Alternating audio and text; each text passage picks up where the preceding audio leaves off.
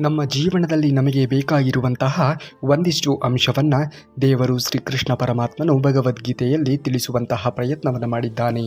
ಹಾಗಾಗಿ ಆ ಒಂದು ಅಂಶವನ್ನು ನಾವು ಈ ವಿಡಿಯೋದ ಉದ್ದಗಲಕ್ಕೂ ಕವರ್ ಮಾಡುವಂತಹ ಕೆಲಸವನ್ನು ಮಾಡಿದ್ದೇವೆ. ನೀವು ತಪ್ಪದೆ ಈ ವಿಡಿಯೋಗೆ ಎಲ್ಲವೂ ಕೂಡ ಸ್ಕಿಪ್ ಮಾಡದೆ ಸಂಪೂರ್ಣವಾಗಿ ನೋಡಿ, ಸಂಪೂರ್ಣವಾಗಿ ಶ್ರೀಕೃಷ್ಣ ಪರಮಾತ್ಮನು ಹೇಳಿರುವಂತಹ ಒಂದಿಷ್ಟು ಅಂಶವನ್ನು ನಿಮ್ಮ ಜೀವನದಲ್ಲಿ ಅಳವಡಿಸಿಕೊಂಡು ಜೀವನವನ್ನು ಪಾವನ ಮಾಡಿಕೊಳ್ಳಿ ಎಂದು ಕೇಳಿಕೊಳ್ಳುತ್ತಾ ಬನ್ನಿ. ಶ್ರೀಕೃಷ್ಣ ಪರಮಾತ್ಮನ ವಚನಾಮೃತವನ್ನು ಕೇಳಿ ಧನ್ಯರಾಗೋಣ. ಭಗವದ್ಗೀತೆಯ ಅತ್ಯುತ್ತಮವಾಗಿರುವಂತಹ ಜೀವನದ ಪಾಠಗಳನ್ನು ನಾವು ಇಂದು ಈ ವಿಡಿಯೋದಲ್ಲಿ ತಿಳಿಸಲಿದ್ದೇವೆ. ಜೀವನದ ಸವಾಲುಗಳನ್ನು ಎದುರಿಸಲು ನಿರ್ಭಯರಾಗಿ ಇರಿ. ನೀವು ಸತ್ಯವಂತರಾಗಿ ಇರಿ. ಕರ್ಮಗಳಿಂದ ಯಾವತ್ತಿಗೂ ಕೂಡ ತಪ್ಪಿಸಿಕೊಂಡು ಹೋಗುವುದಕ್ಕೆ ಹೋಗಬೇಡಿ. ಮನಸ್ಸು ನಿಮ್ಮ ಒಳ್ಳೆಯ ಸ್ನೇಹಿತ ಆಗಿರಬಹುದು ಅಥವಾ ಶತ್ರುವು ಕೂಡ ಆಗಿರಬಹುದು. ಯಾವುದು ಕೂಡ ಇಲ್ಲಿ ಶಾಶ್ವತ ಅನ್ನುವುದು ಇಲ್ಲ ನೋಡಿ. ಸಮಯ ಎನ್ನುವುದು ಯಾವುದು ನಮ್ಮದು, ಯಾವುದು ನಮ್ಮದಲ್ಲ, ಯಾರು ನಮ್ಮವರು, ಯಾರು ನಮ್ಮವರಲ್ಲ ಎನ್ನುವುದನ್ನು ತಿಳಿಸಿ ಕೊಡುತ್ತದೆ ಎನ್ನುವುದನ್ನು ಮರೆಯಲೇಬೇಡಿ. ಸಮಯಕ್ಕೆ ಬೆಲೆಯನ್ನು ಕೊಟ್ಟು ಮಾಡುವಂತಹ ಕೆಲಸವನ್ನು ಮಾಡುತ್ತಾ ಮುಂದುವರಿಯುವುದನ್ನು ಮನುಷ್ಯ ನೋಡಬೇಕು. ನಿಮ್ಮ ಭವಿಷ್ಯವು ಸ್ಪಷ್ಟವಾಗಿ ಇಲ್ಲದೆ ಇದ್ದಾಗ ನಿಮ್ಮ ಪ್ರಸ್ತುತವನ್ನು ನೀವು ಉತ್ತಮಗೊಳಿಸಿಕೊಳ್ಳಲು ಪ್ರಯತ್ನವನ್ನು ಪಡಿ. ತನ್ನನ್ನು ತಾನು ನಂಬುವವನು ಬೇರೆಯವರ ಸಹಾಯಕ್ಕಾಗಿ ಕಾಯುವ ಅಗತ್ಯವೇ ಇರುವುದಿಲ್ಲ. ಬೆಟ್ಟದಷ್ಟು ಕಷ್ಟ ಮುಂದಿದ್ದರೂ ಕೂಡ ಸಾಸಿವೆಯಷ್ಟು ಸಮಾಧಾನ ಎನ್ನುವುದು ನಮ್ಮ ಜೀವನದಲ್ಲಿ ಇದ್ದಾಗ ಮಾತ್ರ ನಾವು ಬದುಕಿನಲ್ಲಿ ಎಂತಹ ಸಮಸ್ಯೆ ಬಂದರೂ ಕೂಡ ಅದನ್ನು ಸಮಾನವಾಗಿ ಸ್ವೀಕರಿಸುತ್ತಾ ಸಮಾಧಾನದಿಂದ ಅದನ್ನು ನಿರ್ವಹಿಸಿಕೊಳ್ಳುವಂತಹ ಕೆಲಸವನ್ನು ಮಾಡುವುದಕ್ಕೆ ಸಾಧ್ಯವಾಗುತ್ತದೆ. ಏನೇ ಬಂದರೂ ಕೂಡ ಜೀವನದಲ್ಲಿ ಎಂತಹ ಸಮಸ್ಯೆಗಳು ಬಂದರೂ ಕೂಡ ಸಮಾಧಾನ ಎನ್ನುವುದು, ತಾಳ್ಮೆ ಎನ್ನುವುದು ನಮ್ಮಲ್ಲಿ ಇರಬೇಕು. ಜೀವನದಲ್ಲಿ ಶಾಂತಿ ಬಯಸುವವರು ಮೊದಲು ತಮ್ಮ ಬಯಕೆಗಳನ್ನು ಶಾಂತಗೊಳಿಸಿಕೊಳ್ಳಬೇಕಾಗುತ್ತದೆ. ಚಿಂತಿಸುತ್ತಾ ಕಾಲವನ್ನು ಕಳೆಯಬೇಡಿ. ಏಕೆಂದರೆ ಚಿಂತೆಗಿಂತ ವೇಗವಾಗಿ ಕಾಲ ಎನ್ನುವುದು ಕಳೆಯುತ್ತಾ ಹೋಗುತ್ತದೆ ಎನ್ನುವುದನ್ನು ಮರೆಯಲೇಬಾರದು. ಎಂದಿಗೂ ಕೂಡ ಜೀವನದಲ್ಲಿ ಯಾವುದೋ ಸಮಸ್ಯೆಗಳು ಬಂದಿದೆ ಅಂದರೆ ನೀವು ಚಿಂತೆಯಲ್ಲಿಯೇ ಮುಳುಗುವುದರಿಂದ ಆ ಸಮಸ್ಯೆ ಬಗೆಹರಿಯುವುದಿಲ್ಲ. ಮನಸ್ಸಿಗೆ ಸ್ವಲ್ಪವಾದರೂ ಕೂಡ ನೆಮ್ಮದಿ ಎನ್ನುವುದು ಸಿಗಬೇಕು ಅಂದರೆ ಇಲ್ಲಿ ಯಾವುದು ಕೂಡ ನಮ್ಮದಲ್ಲ, ಯಾರೂ ಕೂಡ ನಮ್ಮವರಾಗುವುದಕ್ಕೆ ಸಾಧ್ಯವೇ ಇಲ್ಲ. ನಾನು ಬಂದಿರುವುದೇ ಒಬ್ಬಂಟಿಯಾಗಿ, ಹೋಗುವುದು ಕೂಡ ಒಬ್ಬಂಟಿಯಾಗಿ ಎನ್ನುವ ಸತ್ಯವನ್ನು ಅರಿತು ಜೀವನವನ್ನು ಮಾಡುವುದನ್ನು ನೋಡಬೇಕು. ನಾನು, ನನ್ನದು ಎಂದರೆ ಭಗವಂತ ಮಾತ್ರ. ಬೇರೆ ಯಾರೂ ಕೂಡ ಇಲ್ಲಿ ನನ್ನವರು ಆಗುವುದಕ್ಕೆ ಸಾಧ್ಯವೇ ಇಲ್ಲ. ವಾಸ್ತವವನ್ನು ನಾವು ಒಪ್ಪಿಕೊಂಡು ಮುಂದೆ ನಡೆಯುವುದನ್ನು ಕಲಿಯಬೇಕು. ಏಕೆಂದರೆ ಇಲ್ಲಿ ಎಲ್ಲದಕ್ಕೂ ಕೂಡ ಎಲ್ಲರದ್ದೂ ಕೂಡ ಮುಖವಾಡದ ಬದುಕೆ ಆಗಿರುತ್ತದೆ ಎನ್ನುವುದನ್ನು ಮರೆಯಲೇಬೇಡಿ. ಸಮಯ ಸಂದರ್ಭ ಎನ್ನುವುದು ಒದಗಿ ಬಂದಾಗ ಮಾತ್ರ ಯಾರು ನಿಮ್ಮವರು, ಯಾರು ನಿಮ್ಮವರಲ್ಲ ಎನ್ನುವ ಸತ್ಯ ನಿಮಗೆ ಅರಿವಾಗುವುದು. ನಿಮ್ಮ ದುಃಖದ ಸಮಯದಲ್ಲಿ ಯಾರು ನಿಮ್ಮ ಜೊತೆಗೆ ಇರುತ್ತಾರೆಯೋ ಅವರೇ ನಿಮ್ಮ ನಿಜವಾದ ಬಂಧುಗಳು.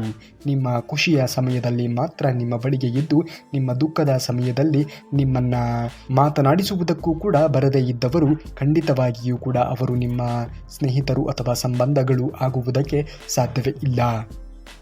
ಮತ್ತೊಮ್ಮೆ ಪ್ರಯತ್ನವನ್ನು ಪಟ್ಟು ನೋಡು. ಈ ಸಮಯ ನಿನ್ನದೇ ಆಗಿರಬಹುದು. ದುಡಿಮೆ ನಂಬಿಕೊಂಡು ಬದುಕುವವನಿಗೆ ಅದೃಷ್ಟದ ಮೇಲೆ ನಂಬಿಕೆ ಇರುವುದಿಲ್ಲ. ಮನಸ್ಸಿನ ತೃಪ್ತಿಯೇ ಸಿರುವಂತಿಕೆ, ಮನಃಶಾಂತಿಯೇ ಜೀವನದ ಸಂತೋಷ, ಪ್ರೀತಿಯೇ ಅತ್ಯುತ್ತಮವಾಗಿರುವಂತಹ ವ್ಯಕ್ತಿತ್ವದ ಮೂಲವಾಗಬೇಕು. ಯಾವಾಗಲೂ ಕೂಡ ವ್ಯಕ್ತಿಯಾದವನು ವ್ಯಕ್ತಿತ್ವವನ್ನು ರೂಪಿಸಿಕೊಳ್ಳಬೇಕು. ಯಾರೂ ಕೂಡ ಹೋಗುವಾಗ ಏನನ್ನೂ ಕೂಡ ತೆಗೆದುಕೊಂಡು ಹೋಗುವುದಿಲ್ಲ. ಬಂದಿರುವುದೇ ಒಬ್ಬಂಟಿಯಾಗಿ, ಹೋಗುವುದು ಕೂಡ ಒಬ್ಬಂಟಿಯಾಗಿ ಅಂದಾಗ ನಾವು ಜೀವನದಲ್ಲಿ ಹೇಗೆ ಬದುಕುತ್ತೇವೆ, ಯಾರಿಗೆ ಮಾರ್ಗದರ್ಶನವನ್ನು ನೀಡುತ್ತೇವೆ, ನಮ್ಮ ಜೀವನ ಎಷ್ಟು ಜನರಿಗೆ ಮಾರ್ಗದರ್ಶನವಾಗುವಂತೆ ಇದೆ, ಹಾಗೆ ನಾವು ಬದುಕಿದ್ದೇವೆ ಎನ್ನುವುದು ಮಾತ್ರ ಮುಖ್ಯವಾಗುತ್ತದೆ. ಕೆಲವೊಂದು ಸಂದರ್ಭಗಳೇ ಹಾಗೆ. ಕಳೆದುಕೊಳ್ಳಲು ಬೆಟ್ಟದಷ್ಟು ಇದ್ದರೂ ಕೂಡ ನಾವು ತುಟಿ ಬಿಚ್ಚಿ ಹೇಳಲಾಗುವುದೇ ಇಲ್ಲ. ಹೃದಯದಲ್ಲಿ ಬಚ್ಚಿಡುವುದಕ್ಕೂ ಕೂಡ ಆಗುವುದಿಲ್ಲ. ಮನಸ್ಸು ಬಿಚ್ಚಿ ಮಾತನಾಡುವುದಕ್ಕೂ ಕೂಡ ಆಗುವುದಿಲ್ಲ. ಮೌನವೇ ಆ ಒಂದು ಕ್ಷಣದಲ್ಲಿ ಸರಿಯಾದ ಉತ್ತರವಾಗಿ ನಮಗೆ ಪರಿಣಮಿಸುತ್ತದೆ. ಜೀವನದಲ್ಲಿ ಕೆಲವೊಮ್ಮೆ ಎಲ್ಲಿ ಮಾತನಾಡಬೇಕು ಎಲ್ಲಿ ಮಾತನಾಡಬಾರದು ಎನ್ನುವ ಸತ್ಯವನ್ನು ಅರಿತು ಜೀವನವನ್ನು ಮಾಡುವುದು ತುಂಬಾ ಒಳ್ಳೆಯದು ನೋಡಿ. ಏಕೆಂದರೆ ಸುಖ ಸುಮ್ಮನೆ ಮಾತನಾಡಿದರೆ ನಾವು ನಮ್ಮ ಮೇಲೆ ಇರುವಂತಹ ನಂಬಿಕೆಯನ್ನಾಗಲಿ ವಿಶ್ವಾಸವನ್ನಾಗಲಿ ನಮ್ಮ ಮಾತಿಗೆ ಆ ವ್ಯಕ್ತಿ ಬೆಲೆಯನ್ನು ಕೊಡದೇ ಇದ್ದ ಪಕ್ಷದಲ್ಲಿ ನಾವು ಸುಮ್ಮನೆ ಯೋಚನೆಗೆ ಒಳಗಾಗುವ ಬದಲು ಅದನ್ನು ಅಲ್ಲಿಯೇ ಒಡೆದು ಹಾಕಿ ಜೀವನದಲ್ಲಿ ಸದಾ ಕಾಲ ಹಸನ್ಮುಖವಾಗಿ ಯಾರೇ ಇದ್ದರೂ ಕೂಡ ಇಲ್ಲದೇ ಇದ್ದರೂ ಕೂಡ ಬದುಕುವುದನ್ನು ಕಲಿತುಕೊಳ್ಳಿ. ಎಲ್ಲ ಗೊತ್ತಿದ್ದು ಗೊತ್ತಿಲ್ಲದಂತೆ ಇದ್ದು ಬಿಡಬೇಕು. ಕೆಲವೊಮ್ಮೆ ಅರ್ಥ ಮಾಡಿಕೊಳ್ಳುವವರು ನಮ್ಮ ಜೊತೆಯಲ್ಲಿ ಇರುತ್ತಾರೆ. ಅದೇ ನಮ್ಮನ್ನು ಅನುಮಾನ ಪಟ್ಟವರು ನಮ್ಮಿಂದ ದೂರ ಸರಿದು ಹೋಗುತ್ತಾರೆ. ನೀನು ಒಬ್ಬಂಟಿ ಆದೆ ಎಂದು ಭಯ ಪಡುವುದಕ್ಕೆ ಹೋಗಬೇಡ. ಎಂದಿಗೂ ಕೂಡ ಜೀವನದಲ್ಲಿ ಭಾವಿಸಿಕೊಳ್ಳುವುದಕ್ಕೂ ಕೂಡ ಹೋಗಬೇಡ. ದುರ್ಬಲನಾಗುವುದಕ್ಕೆ ಹೋಗಬೇಡ. ನಾನೊಬ್ಬನೇ ಸಾಕು ಎಂದು ಯೋಚನೆಯನ್ನು ಮಾಡಿ ದೃಢವಾಗಿ ಸಂಕಲ್ಪವನ್ನು ಮಾಡಿ ಜೀವನದಲ್ಲಿ ಮುಂದೆ ಹೆಜ್ಜೆಯನ್ನು ಇಡುವುದನ್ನು ನೋಡು. ಏಕೆಂದರೆ ಜೀವನ ಎನ್ನುವುದು ಎಲ್ಲರಿಗೂ ಕೂಡ ಕಲಿಸಿಕೊಡುತ್ತದೆ. ಯಾವುದು ನಿನ್ನ ಭಾಗ್ಯದಲ್ಲಿ ಇರುತ್ತದೆಯೋ ಅದು ನಿನಗೆ ಸಿಕ್ಕೇ ಸಿಗುತ್ತದೆ. ಯಾವುದು ನಿನ್ನ ಭಾಗ್ಯದಲ್ಲಿ ಇರುವುದಿಲ್ಲವೋ ನೀನು ಎಷ್ಟೇ ಪ್ರಯತ್ನವನ್ನು ಪಟ್ಟರೂ ಕೂಡ ಅದು ನಿನಗೆ ಸಿಗುವುದಕ್ಕೆ ಸಾಧ್ಯವೇ ಇಲ್ಲ. ಜೀವನದಲ್ಲಿ ನಾವು ಮೊದಲು ಪ್ರಯತ್ನವನ್ನು ಮಾಡಬೇಕು. ದೇವರಿಗೆ ಗೊತ್ತಿದೆ ಯಾವ ಸಮಯದಲ್ಲಿ ಯಾರಿಗೆ ಯಾವುದನ್ನು ಕರುಣಿಸಬೇಕು ಎನ್ನುವುದು. ಹಾಗಾಗಿ ಸ್ವಲ್ಪ ಕಾಲ ಕಾದು ನಾವು ಮಾಡುವಂತಹ ಕೆಲಸದಲ್ಲಿಯೇ ನಿಷ್ಠೆ ಪ್ರಾಮಾಣಿಕತೆಯನ್ನು ಬೆಳೆಸಿಕೊಳ್ಳಬೇಕು. ದೇವರಿಗೆ ಗೊತ್ತಿದೆ ಅಲ್ಲವೇ, ಸಮಯ ಸಂದರ್ಭಕ್ಕೆ ಅನುಗುಣವಾಗಿ ಅವನು ಎಲ್ಲವನ್ನೂ ಕೂಡ ಕರುಣಿಸುತ್ತಾನೆ. ಮನಸ್ಸಿಗೆ ಸ್ವಲ್ಪ ನೆಮ್ಮದಿ ಸಿಗಬೇಕು ಅಂದರೆ ಇಲ್ಲಿ ಯಾವುದು ಕೂಡ ನಮ್ಮದಲ್ಲ, ಯಾರೂ ಕೂಡ ನಮ್ಮವರಲ್ಲ. ನನ್ನದು ಅಂದರೆ ಅದು ಕೇವಲ ಭ್ರಮೆಯಾಗುತ್ತದೆ ಎಂದು ಅರಿತುಕೊಂಡು ಜೀವನವನ್ನು ಮಾಡುವುದನ್ನು ನೋಡಬೇಕು. ಸ್ವಲ್ಪವಾದರೂ ಕೂಡ ಸ್ವಾರ್ಥಿಯಾಗುವುದನ್ನು ಕಲಿಯಬೇಕು. ಇದನ್ನು ಯಾರಿಗೂ ಹೇಳಿಕೊಡುವುದಿಲ್ಲ, ನೀನೇ ಕಲಿಯಬೇಕಾಗುತ್ತದೆ. ಏಕೆಂದರೆ ಸಮಯ ಸಂದರ್ಭ ಎನ್ನುವುದು ಹೇಗೆ ಬರುತ್ತದೆ ಎನ್ನುವುದನ್ನು ಯಾರೂ ಕೂಡ ಊಹೆ ಮಾಡುವುದಕ್ಕೆ ಸಾಧ್ಯವೇ ಇಲ್ಲ ನೋಡಿ. ಜೀವನ ಎನ್ನುವುದೇ ಹಾಗೆ, ಎಲ್ಲವನ್ನ ಸಮಯವೇ ನಮಗೆ ತಿಳಿಸಿಕೊಡುತ್ತದೆ. ಯಾರು ನಮ್ಮ ಸಂಬಂಧಗಳು, ಯಾರು ನಮ್ಮ ಸಂಬಂಧ ಅಲ್ಲ, ಯಾರು ನಮ್ಮ ಭಾವನೆಯನ್ನು ಅರ್ಥ ಮಾಡಿಕೊಂಡಿದ್ದಾರೆ, ಯಾರು ನಮ್ಮ ಭಾವನೆಯನ್ನು ಅರ್ಥ ಮಾಡಿಕೊಂಡಿಲ್ಲ ಎನ್ನುವ ಸತ್ಯವನ್ನು ಅರಿತು ಜೀವನವನ್ನು ಮಾಡುವುದನ್ನು ನೀವು ನೋಡಬೇಕು. ಭಗವಂತ ಎಂದೂ ಕೂಡ ನಿನ್ನ ತಾಳ್ಮೆಗೆ ಉತ್ತರವನ್ನು ನೀಡುವವನು. ಅಂದು ನೀನು ಕಳೆದುಕೊಂಡಿದ್ದೆಲ್ಲವನ್ನ ಮರೆತು ಬಿಡುವೆ. ನಿನ್ನ ವಿಧಿಗೆ ನೀನೇ ಹೊಣೆ. ಮನುಷ್ಯ ತನ್ನ ವಿಧಿಯನ್ನು ತಾನೇ ಬರೆದುಕೊಳ್ಳುತ್ತಾನೆ. ಯಾರು ಹೇಗೆ ಯಾವ ರೀತಿಯ ಕರ್ಮಗಳನ್ನು ಮಾಡುತ್ತಾರೆಯೋ ಆ ರೀತಿ ಅವರ ವಿಧಿ ಎನ್ನುವುದು ರೂಪಿತವಾಗುವುದು. ಹಾಗಾಗಿ ಇಂದು ನೀನು ಒಳ್ಳೆಯ ಕೆಲಸಗಳನ್ನು ಮಾಡಿದರೆ ಖಂಡಿತವಾಗಿಯೂ ಕೂಡ ಅದಕ್ಕೆ ಒಳ್ಳೆಯ ಪ್ರತಿಫಲ ಎನ್ನುವುದು ಸಿಕ್ಕೇ ಸಿಗುತ್ತದೆ. ಯಾವಾಗಲೂ ಕೂಡ ಹಸನ್ಮುಖವಾಗಿ ಇರುವುದನ್ನು ನೋಡಬೇಕು. ಯಾವಾಗಲೂ ಕೂಡ ಸದಾ ಕಾಲ ಒಳ್ಳೆಯ ರೀತಿಯ ಆಲೋಚನೆಗಳನ್ನು ಮೈಗೂಡಿಸಿಕೊಳ್ಳುವುದನ್ನು ನೋಡಬೇಕು. ಒಬ್ಬ ದುರದೃಷ್ಟವಾಗಿರುವಂತಹ ವ್ಯಕ್ತಿ ಗೌರವ ಇಲ್ಲದೆ ನಿಮ್ಮ ಜೊತೆಗೆ ಮಾತನಾಡುತ್ತಿದ್ದಾನೆ ಅಂದರೆ ಅವನು ಅವನ ಅಂತರಂಗದಲ್ಲಿ ಭಯಭೀತಿಗೆ ಒಳಗಾಗಿದ್ದಾನೆ ಎಂದು ಅರ್ಥ. ಏಕೆಂದರೆ ಅವನಲ್ಲಿ ಎಂತಹ ದೊಡ್ಡ ಶಕ್ತಿ ಇದ್ದರೂ ಕೂಡ ಅದನ್ನು ಹೇಗೆ ಅವನು ರಕ್ಷಣೆ ಮಾಡಿಕೊಳ್ಳಬೇಕು, ಹೇಗೆ ಬಳಸಿಕೊಳ್ಳಬೇಕು ಎನ್ನುವುದು ಅವನಿಗೆ ಅರಿವೇ ಇರುವುದಿಲ್ಲ. ಯಾರ ಮೇಲೆಯೂ ಕೂಡ ನೀವು ತಲೆಯನ್ನು ಕೆಡಿಸಿಕೊಳ್ಳುವುದಕ್ಕೆ ಹೋಗಲೇಬಾರದು. ನಿಮ್ಮ ಕೆಲಸ, ನಿಮ್ಮ ಪ್ರಾಮಾಣಿಕತೆ ನೀವು ವಹಿಸಿದಾಗ ಮಾತ್ರ ಬದುಕಿನಲ್ಲಿ ಮುಂದೆ ಬರುವುದಕ್ಕೆ ಸಾಧ್ಯವಾದೀತು. ಇತರರು ಹೇಳುವಂತಹ ಮಾತಿಗೆ ಎಂದಿಗೂ ಕೂಡ ತಲೆಯನ್ನು ಕೆಡಿಸಿಕೊಳ್ಳುವುದಕ್ಕೆ ಹೋಗಲೇಬೇಡಿ. ಇತರರು ಕೇವಲ ಮಾತನಾಡುತ್ತಾರೆ, ನೀನು ಕಾರ್ಯೋನ್ಮುಖವಾಗುವುದನ್ನು ನೋಡಬೇಕು. ಇಂದು ನಕ್ಕು ಸುಮ್ಮನಾಗುವ ವ್ಯಕ್ತಿ ಮೊದಲು ಅರ್ಥ ಮಾಡಿಕೊಂಡು ಇರುತ್ತಾನೆ. ಜೀವನದಲ್ಲಿ ಯಾವತ್ತಾದರೂ ಕೂಡ ಸೋತಿದ್ದೇನೆ ಅನಿಸಿದ್ದಲ್ಲಿ, ಯಾವ ಮಾರ್ಗವೂ ಕೂಡ ಕಾಣದೇ ಇದ್ದಲ್ಲಿ, ಕಂಗಾಲಾಗಿ ಹೋಗಿದ್ದಲ್ಲಿ ಅವಶ್ಯಕವಾಗಿ ಭಗವದ್ಗೀತೆಗೆ ಶರಣಾಗಿ. ಖಂಡಿತವಾಗಿಯೂ ಕೂಡ ಜೀವನದಲ್ಲಿ ಅಲ್ಲಿ ಒಂದು ಬೆಳಕು ಎನ್ನುವುದು ಸಿಕ್ಕೇ ಸಿಗುತ್ತದೆ ಎನ್ನುವುದನ್ನು ಮರೆಯಲೇಬೇಡಿ. ಬೆಳಕು ಎನ್ನುವುದು ನಿಮ್ಮ ಇಡೀ ಜೀವನವನ್ನು ಅದು ರೂಪಿಸುತ್ತದೆ.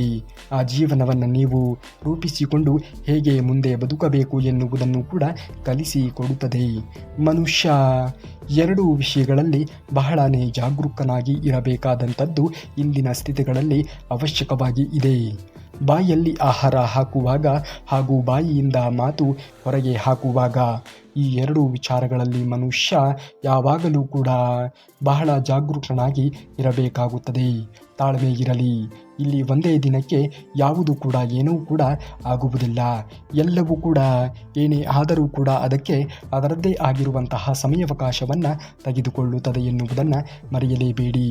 ಜೀವನದಲ್ಲಿ ಎಲ್ಲವೂ ಕೂಡ ಬದಲಾವಣೆ ಆಗುತ್ತಿದೆ, ಆದರೆ ನೀನು ಮಾತ್ರ ಬದಲಾಗಲಿಲ್ಲ ಅಂದರೆ ಖಂಡಿತವಾಗಿಯೂ ಕೂಡ ನಿನ್ನ ಜೀವನ ಎನ್ನುವುದು ಬದಲಾವಣೆ ಆಗುತ್ತದೆ ಎಂದು ಹೇಳುವುದಕ್ಕೆ ಅಸಾಧ್ಯ. ಜೀವನದಲ್ಲಿ ಖಂಡಿತವಾಗಿಯೂ ಕೂಡ ಒಳ್ಳೆಯ ಸಮಯ ಎನ್ನುವುದು ಬಂದೇ ಬರುತ್ತದೆ. ಸಮಯಕ್ಕೆ ಅನುಗುಣವಾಗಿ ನಮ್ಮ ಜೀವನವನ್ನು ನಾವು ರೂಪಿಸಿಕೊಂಡು ಹೋಗುವುದನ್ನು ನೋಡಬೇಕು. ಯಾರೋ ನಿಮಗೆ ಮೋಸ ಮಾಡಿದ್ದಾರೆ ಎಂದು ತಲೆಯನ್ನು ಕೆಡಿಸಿಕೊಳ್ಳುವುದಕ್ಕೆ ಹೋಗಬೇಡಿ. ಮೋಸ ಮಾಡಿದವರಿಗೆ ಪ್ರತಿಕಾರವಾಗಿ ದೇವರು ಮೋಸ ಮಾಡುವಂಥವರನ್ನೇ ಸೃಷ್ಟಿ ಮಾಡಿರುತ್ತಾನೆ ಎನ್ನುವುದನ್ನು ಮರೆಯಲೇಬೇಡಿ. ನೀವು ಇತರರಿಗೆ ಯಾವುದನ್ನು ಯಾವ ರೀತಿಯಾಗಿ ಮಾಡುತ್ತೀರಿಯೋ ದೇವರು ನಿಮಗೂ ಕೂಡ ಅದೇ ರೀತಿಯಾಗಿ ಮಾಡುವಂಥವರನ್ನು ಸೃಷ್ಟಿ ಮಾಡಿರುತ್ತಾನೆ.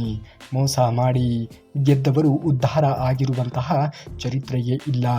ಅನ್ಯಾಯದಿಂದ ನಡೆದವರು ಸೋತಿರುವಂತಹ ಇತಿಹಾಸ ಇದೆ, ಆದರೆ ನ್ಯಾಯದಿಂದ ನಡೆದವರು ಸೋತಿರುವಂತಹ ಇತಿಹಾಸವೇ ಇಲ್ಲ. ಮೋಸವಾಗಲಿ ಸತ್ಯವೇ ಆಗಲಿ ಅದಕ್ಕೆ ಕಾಲವೇ ಸರಿಯಾದ ಉತ್ತರವನ್ನು ಕೊಡುತ್ತದೆ.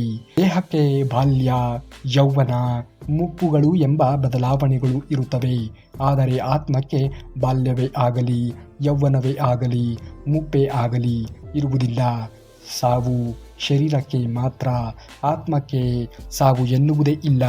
ಈ ಸತ್ಯವನ್ನು ಅರಿತು ಜೀವನವನ್ನು ಮಾಡಿ.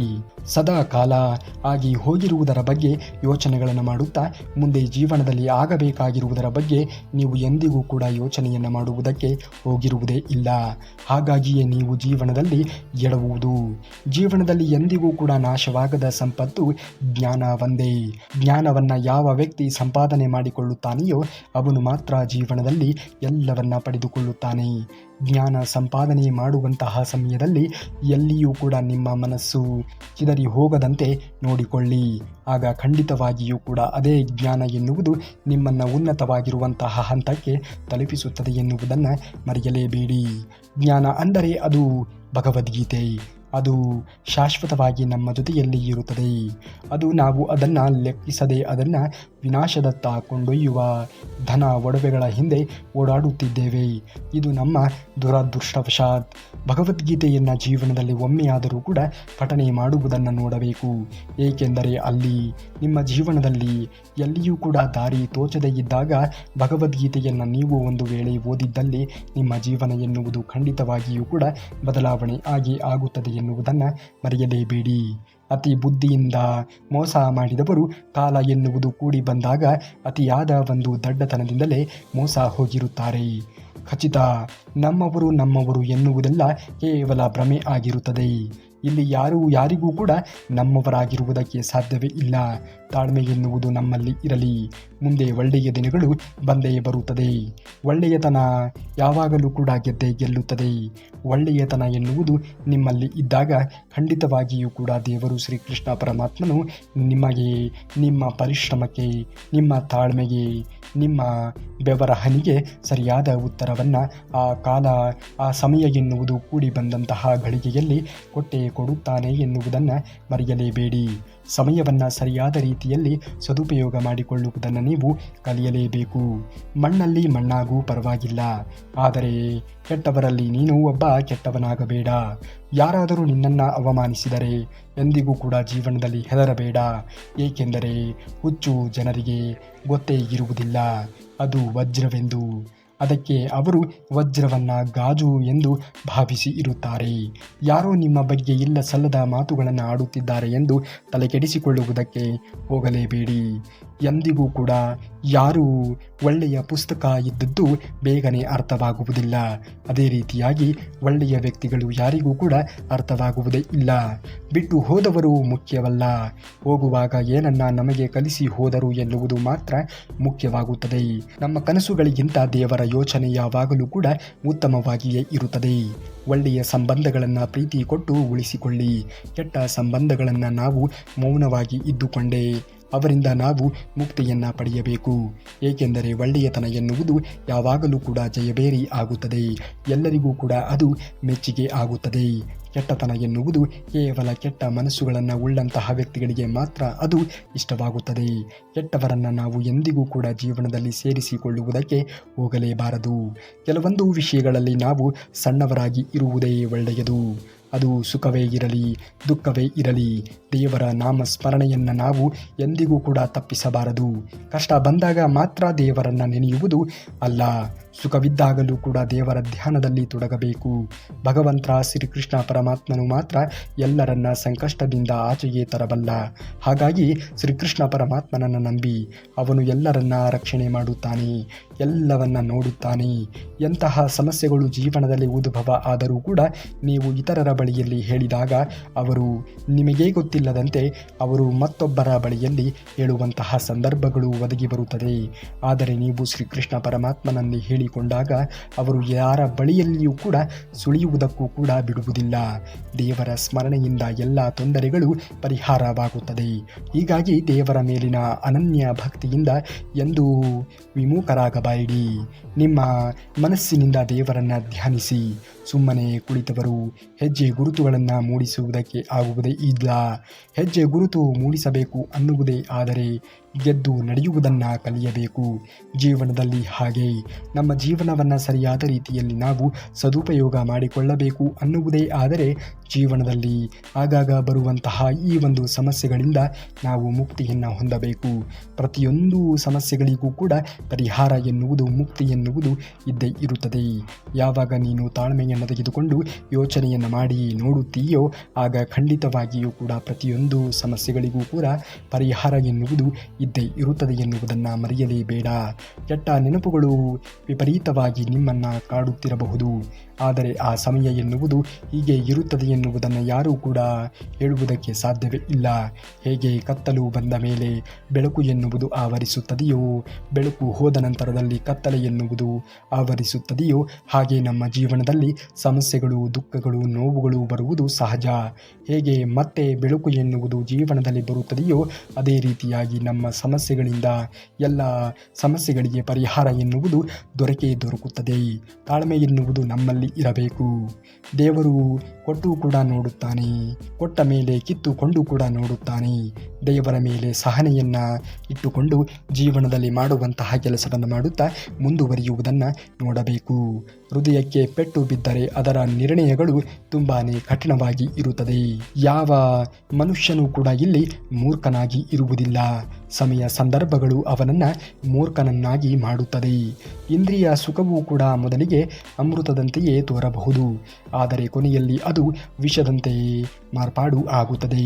ನಿಜವಾದ ಆನಂದವು ಆತ್ಮಜ್ಞಾನದಲ್ಲಿ ಮಾತ್ರ ದೊರಕುತ್ತವೆ. ಉಪಚಾರಗಳನ್ನು ತೀರಿಸಿಕೊಳ್ಳಬಹುದು, ಆದರೆ ಉಪಕಾರಗಳನ್ನು ತೀರಿಸಲು ಸಾಧ್ಯವೇ ಇಲ್ಲ. ಜೀವನದಲ್ಲಿ ಆಗಿ ಹೋಗಿರುವುದರ ಬಗ್ಗೆ ತಲೆಕೆಡಿಸಿಕೊಳ್ಳುವುದಕ್ಕೆ ಹೋಗಬೇಡಿ. ಆಗಿ ಹೋಗಿರುವುದನ್ನು ಸರಿಪಡಿಸುವುದಕ್ಕೆ ಸಾಧ್ಯವೇ ಇಲ್ಲ. ಆದರೆ ಜೀವನದಲ್ಲಿ ಮುಂದೆ ಆಗಬೇಕಾಗಿರುವುದರ ಬಗ್ಗೆ ನಾವು ಯೋಚನೆಯನ್ನು ಮಾಡಿದಾಗ ಖಂಡಿತವಾಗಿಯೂ ಕೂಡ ಜೀವನದಲ್ಲಿ ನಾವು ಕೊಂಚವಾದರೂ ಬದಲಾವಣೆಯನ್ನು ಮಾಡಿಕೊಳ್ಳುವುದಕ್ಕೆ ಸಾಧ್ಯವಿರುತ್ತದೆ ಎನ್ನುವುದನ್ನು ಮರೆಯಲೇಬೇಡಿ. ಎಲ್ಲರ ಜೊತೆಯಲ್ಲಿ ಎಲ್ಲರಂತೆ ನಗುತ್ತಾ ಇರು. ಅಷ್ಟು ಬಿಟ್ಟರೆ ಎಲ್ಲರೂ ಕೂಡ ಇಲ್ಲಿ ನಮ್ಮವರೇ ಎಂದು ಹೆಮ್ಮೆಯನ್ನು ಪಡುವುದಕ್ಕಾಗಲಿ ಭಾವಿಸುವುದಕ್ಕಾಗಲಿ ಹೋಗಬೇಡ. ಏಕೆಂದರೆ ನಟನೆಯಿಂದ ಕೂಡಿದಂತಹ ಮನುಷ್ಯನ ಪ್ರೇಮವಿದು ವಿಷಕ್ಕಿಂತಲೂ ಕೂಡ ಅಪಾಯಕಾರಿಯಾಗಿ ಇರುತ್ತದೆ ಎನ್ನುವುದನ್ನು ಮರೆಯಲೇಬೇಡ. ನಿಷ್ಠಾವಂತರಾಗಿ ಇರಿ, ಆದರೆ ಮೂರ್ಖರಾಗಿ ಇರುವುದಕ್ಕೆ ಹೋಗಲೇಬೇಡಿ. ಏಕೆಂದರೆ ಇಲ್ಲಿ ನಾವು ನಿಷ್ಠಾವಂತರಾಗಿ ಇದ್ದಾಗ ನಮ್ಮನ್ನು ಬಳಸಿಕೊಳ್ಳುವಂಥವರ ಸಂಖ್ಯೆ ಹೆಚ್ಚಾಗಿ ಇರುತ್ತದೆ ಎನ್ನುವುದನ್ನು ಮರೆಯಲೇಬೇಡಿ. ಸಾಧ್ಯ ಅಥವಾ ಅಸಾಧ್ಯ, ಈ ಎರಡರ ನಡುವಿನ ವ್ಯತ್ಯಾಸವು ಒಬ್ಬ ವ್ಯಕ್ತಿಯ ದೃಢ ಸಂಕಲ್ಪವನ್ನು ಆಧರಿಸುತ್ತದೆ. ಕೆಲವು ಸಂಬಂಧಗಳು ಬದುಕಿನಲ್ಲಿ ಕರ್ಮ ಫಲದಂತೆ ಕಾಡಿದರೆ, ಇನ್ನು ಕೆಲವು ಸಂಬಂಧಗಳು ಋಣಾನುಬಂಧದಂತೆ ಕಾಡುತ್ತದೆ. ಸಂಬಂಧಗಳು ನಮ್ಮನ್ನು ಅರ್ಥ ಮಾಡಿಕೊಂಡಾಗ ಮಾತ್ರ ನಮ್ಮ ಜೊತೆಯಲ್ಲಿ ಉಳಿಯುವುದಕ್ಕೆ ಸಾಧ್ಯವಾಗುತ್ತದೆ. ಅರ್ಥವಿಲ್ಲದೆ ನಾವು ಎಷ್ಟೇ ಪ್ರೀತಿಯನ್ನು ಅವರಿಗೆ ತೋರಿಸಿದರೂ ಕೂಡ ಅದು ಎಂದಿಗೂ ಕೂಡ ನಮಗೆ ಒಳ್ಳೆಯ ಪರಿಣಾಮವನ್ನು ಬೀರುತ್ತದೆ ಎಂದು ಹೇಳುವುದಕ್ಕೆ ಸಾಧ್ಯವೇ ಇಲ್ಲ ನೋಡಿ. ನಾವಿಂದು ಮಾತನಾಡುತ್ತಿರುವಂತಹ ಮಾತುಗಳು, ನಾವಿಂದು ಮಾಡುತ್ತಿರುವಂತಹ ಕೆಲಸಗಳೇ ಮುಂದಿನ ದಿನ ನೆನಪಾಗಿ ಪರಿವರ್ತನೆಗೊಳ್ಳುತ್ತದೆ. ನೆನಪು ಸುಂದರವಾಗಿ ಇರಲು ಇಂದಿನ ಕೆಲಸ ಸಮರ್ಪಕವಾಗಿ ಬಳಸಿಕೊಳ್ಳುವುದನ್ನು ನೋಡಿ. ಒಬ್ಬ ವ್ಯಕ್ತಿ ತನಗಿಂತ ಚೆನ್ನಾಗಿ ಯಾರೂ ತಿಳಿದುಕೊಳ್ಳಲು ಸಾಧ್ಯವಿಲ್ಲ. ಅದಕ್ಕಾಗಿ ಸ್ವಯಂ ಮೌಲ್ಯಮಾಪನವನ್ನು ನಾವು ಮಾಡಿಕೊಳ್ಳಬೇಕಾಗಿರುವುದು ತುಂಬಾ ಮುಖ್ಯವಾಗಿರುವಂಥದ್ದು ನೋಡಿ. ಯಾರೋ ಏನೋ ಹೇಳುತ್ತಿದ್ದಾರೆ ಎಂದು ತಲೆಕೆಡಿಸಿಕೊಳ್ಳಬೇಡಿ. ನೀವು ಏನು ಎನ್ನುವುದು ನಿಮಗೆ ಗೊತ್ತಿದ್ದರೆ, ನಿಮ್ಮ ಆತ್ಮವಿಶ್ವಾಸ ಎಂತಹದ್ದು ಎಂದು ನಿಮಗೆ ಗೊತ್ತಿದ್ದರೆ ಸಾಕು. ಇತರರ ಬಗ್ಗೆ ತಲೆಯನ್ನು ಕೆಡಿಸಿಕೊಳ್ಳುವುದರಲ್ಲಿ ಯಾವ ಅರ್ಥವೂ ಕೂಡ ಇರುವುದಿಲ್ಲ. ಇಲ್ಲಿಯ ತನಕ ಆಗಿದ್ದೆಲ್ಲವೂ ಕೂಡ ಒಳ್ಳೆಯದೇ, ಸದ್ಯಕ್ಕೆ ಆಗಲಿರುವುದೆಲ್ಲವೂ ಕೂಡ ಒಳ್ಳೆಯದೇ, ಮುಂದೆ ಆಗುವುದೆಲ್ಲವೂ ಕೂಡ ಒಳ್ಳೆಯದೇ. ಆದ ಕಾರಣ ಯಾವುದಕ್ಕೂ ಕೂಡ ಹೆಚ್ಚಾಗಿ ಚಿಂತನೆಗಳನ್ನು ಮಾಡುವುದಕ್ಕೆ ಹೋಗಬೇಡಿ, ಹೆಚ್ಚಾಗಿ ಕೊರಗುವುದಕ್ಕೂ ಕೂಡ ಹೋಗಬೇಡಿ. ನಿಮ್ಮ ಕೆಲಸಗಳನ್ನು ನೀವು ಸರಿಯಾಗಿ ಮಾಡಿ, ಎಲ್ಲವೂ ಕೂಡ ಒಳ್ಳೆಯದು ಆಗಿ ಆಗುತ್ತದೆ. ದೇವರ ಮೇಲೆ ನಂಬಿಕೆಯನ್ನು ಇಡಿ. ಖಂಡಿತವಾಗಿಯೂ ಕೂಡ ದೇವರು ಯಾರಿಗೆ ಯಾವುದನ್ನು ಯಾವ ಸಂದರ್ಭದಲ್ಲಿ ಕರುಣಿಸಬೇಕೋ ಆ ಸಂದರ್ಭ ಎನ್ನುವುದು ಕೂಡಿ ಬಂದಂತಹ ಗಳಿಗೆಯಲ್ಲಿ ಕರುಣಿಸಿಯೇ ಕರುಣಿಸುತ್ತಾನೆ. ಪ್ರತಿಭೆ ಕಷ್ಟಪಟ್ಟು ಕೆಲಸ ಮಾಡಲು ಹಿಂಜರಿದಾಗ ಕಠಿಣ ಪರಿಶ್ರಮವು ಪ್ರತಿಭೆಗಳನ್ನು ಸೋಲಿಸುತ್ತದೆ. ಬದಲಾವಣೆ ಅನಿವಾರ್ಯ ಅನ್ನುವಷ್ಟು ದೊಡ್ಡ ಪೆಟ್ಟು ಬಿದ್ದಾಗ ಮಾತ್ರ ಮನುಷ್ಯ ಬದಲಾಗುತ್ತಾನೆ ವಿನಃ ಮಾಡುತ್ತಿರುವಂತಹ ಕೆಲಸಗಳೇ ಮುಂದೊಂದು ದಿನ ನೆನಪಾಗಿ ಪರಿವರ್ತನೆಯಾಗುತ್ತದೆ. ಜೀವನದಲ್ಲಿ ಏನೇ ಕೆಲಸವಾಗಿದ್ದರೂ ಕೂಡ ಕಣ್ಣಿಗೆ ಒತ್ತಿಕೊಂಡು ಮಾಡುವುದನ್ನು ಕಲಿಯಬೇಕು. ಸಮಯ ಸಂದರ್ಭ ಎನ್ನುವುದು ನಮ್ಮನ್ನು ಬೆಳವಣಿಗೆ ಆಗುವಂತೆ ಮಾಡುತ್ತದೆ. ನಮ್ಮ ಕೆಲಸದ ಮೇಲೆ ನಿಷ್ಠೆ, ಪ್ರಾಮಾಣಿಕತೆ, ಯಾರೋ ಏನೋ ಹೇಳುತ್ತಿದ್ದಾರೆ ಎಂದು ಇತರರ ಮಾತಿಗೆ ಕಿವಿಯನ್ನು ಕೊಡದೆ ಮಾಡುವಂತಹ ಕೆಲಸದಲ್ಲಿ ಮುಂದುವರಿಯುವುದನ್ನು ನೋಡಿದಾಗ ಖಂಡಿತವಾಗಿಯೂ ಕೂಡ ಒಳ್ಳೆಯ ದಿನ ಎನ್ನುವುದು ನಿಮ್ಮ ಜೀವನದಲ್ಲಿ ಆವರಿಸುತ್ತದೆ ಎನ್ನುವುದನ್ನು ಮರೆಯಬೇಡಿ. ಹಿಂದಕ್ಕೆ ನೋಡಿದರೆ ಅನುಭವ ಎನ್ನುವುದು ಸಿಗುತ್ತದೆ. ಅದೇ ನಾವು ಜೀವನದ ಮುಂದಕ್ಕೆ ನೋಡಿದರೆ ಭವಿಷ್ಯ ಎನ್ನುವುದು ಸಿಗುತ್ತದೆ. ನಮ್ಮ ಸುತ್ತಲೂ ಕೂಡ ನೋಡಲು ನಾವು ಪ್ರಾರಂಭ ಮಾಡಿದಾಗ ನಮ್ಮಲ್ಲಿ ಯಾವುದು ಒಳ್ಳೆಯದು ಯಾವುದು ಕೆಟ್ಟದ್ದು ಎನ್ನುವ ಅರಿವು ನಮಗೆ ಆಗುತ್ತದೆ. ಆದರೆ ನಮ್ಮೊಳಗೆ ನಾವು ಮಾತ್ರ ನೋಡಿಕೊಂಡಾಗ ನಮ್ಮ ಆತ್ಮವಿಶ್ವಾಸ ಎನ್ನುವುದು ಎಷ್ಟು ಇದೆ ಎನ್ನುವುದು, ಆ ಒಂದು ಸತ್ಯ ಎನ್ನುವುದು ನಮಗೆ ಅರಿವಾಗುತ್ತದೆ.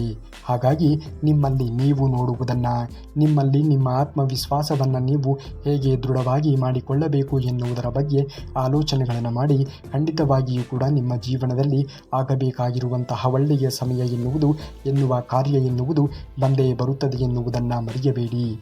ನೀವೇನಾದರೂ ಶ್ರೀಕೃಷ್ಣ ಪರಮಾತ್ಮನ ಭಕ್ತರೇ ಆಗಿದ್ದರೆ ತಪ್ಪದೆ ಈ ವಿಡಿಯೋಗೆ ಒಂದೇ ಒಂದು ಲೈಕನ್ನು ಮಾಡಿ ಹಾಗೂ ಈ ವಿಡಿಯೋಗೆ ಒಂದು ಹೈಪನ್ನು ಮಾಡೋದನ್ನು ಮಾತ್ರ ಮರೆಯಬೇಡಿ. ಸಿಗುತ್ತೇನೆ ನಾಳೆ ಮತ್ತಷ್ಟು ಶ್ರೀಕೃಷ್ಣ ಪರಮಾತ್ಮನ ವಚನಾಮೃತದೊಂದಿಗೆ. ಅಲ್ಲಿಯವರೆಗೆ ಧನ್ಯವಾದ ಎಲ್ಲರಿಗೂ.